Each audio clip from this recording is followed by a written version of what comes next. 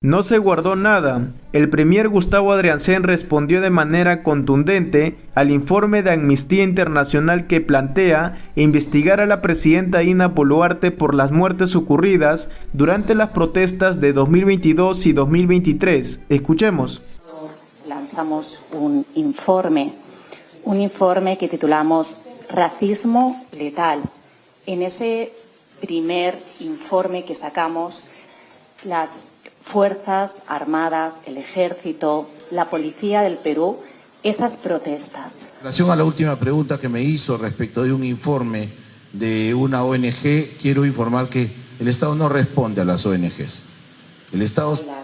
Y la represión que hubo a partir de esas protestas que se estaban dando en diferentes regiones del país, hemos estado haciendo... En este momento, Amnistía Internacional presenta una investigación realizada sobre la responsabilidad de la cadena de mando por las muertes en las protestas. Escuchemos.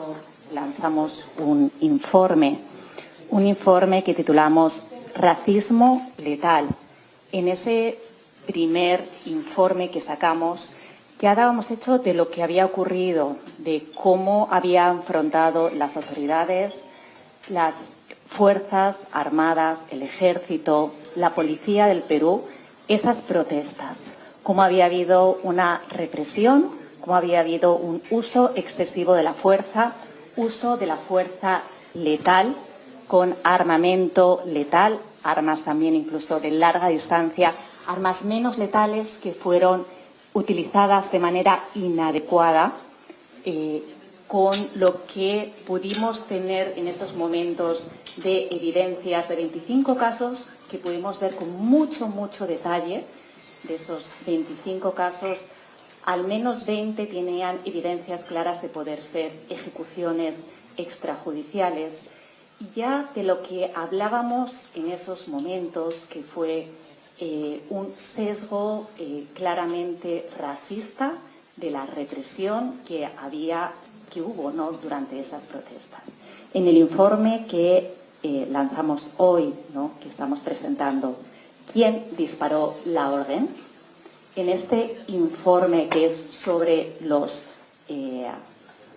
la responsabilidad, ¿no?, de la cadena de mando sobre las muertes, estamos hablando de 50 personas que perdieron la vida en las protestas.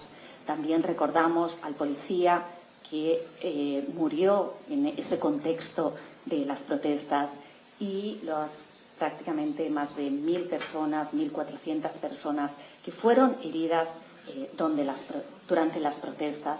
Estamos hablando de graves violaciones a los derechos humanos. Y ahí, cuando analizábamos el discurso, ese discurso discriminatorio, ese discurso racista que hubo, vimos que se tradujo no solo en palabras, sino que luego tuvo acciones que se correspondían con ese discurso racista, con ese discurso discriminatorio hacia las poblaciones indígenas, hacia las comunidades campesinas en el Perú. Y es por eso que no es casualidad que estamos presentando hoy, 18 de julio, el día de Nelson Mandela, este informe para recordar que estos hechos, para recordar. Desde el día 1, la presidenta desoyó informes de inteligencia afirmando que las personas manifestantes no tenían vínculos con terroristas ni criminales y que el número de personas en las calles no ameritaba el despliegue de las Fuerzas Armadas. Pero no hizo caso de esa información y la presidenta de la República pidió a su Consejo de Ministros que elaborara un estado de emergencia y que desplegara a las Fuerzas Armadas. Y aquí es muy importante el análisis de nuestro informe, porque pudimos hacer un análisis de todas las decisiones y omisiones por la presidenta durante 3 meses. Y con base en ese análisis hemos llegado a la conclusión que confirma que Dina Boluarte podría ser considerada como autora inmediata por las graves violaciones de derechos cometidas durante las protestas. Hemos hecho un análisis jurídico pormenorizado con base en los conceptos desarrollados por la Corte Suprema de Perú en sus fallos de 2009 y el derecho penal. Y hemos visto que los 4 requisitos para comprobar la autoría inmediata que pone la Corte Suprema de Perú habrían sido cumplidos en el caso de Dina Boluarte. Queda en manos del Ministerio Público, del fiscal de la Nación, de fiscales supremos, investigar estos hechos. Lo que nosotros hacemos es presentar elementos valiosos para ese análisis, pero queda en manos del fiscal y del Poder Judicial de la Nación determinar responsabilidades penales. La última pregunta que me hizo respecto de un informe de una ONG, quiero informar que el Estado no responde a las ONGs. El Estado se relaciona directamente con organismos internacionales con reconocimiento y con los que tiene, por supuesto, convenios. Me refiero, por ejemplo, en el caso de la OEA, a la Comisión Interamericana de Derechos Humanos.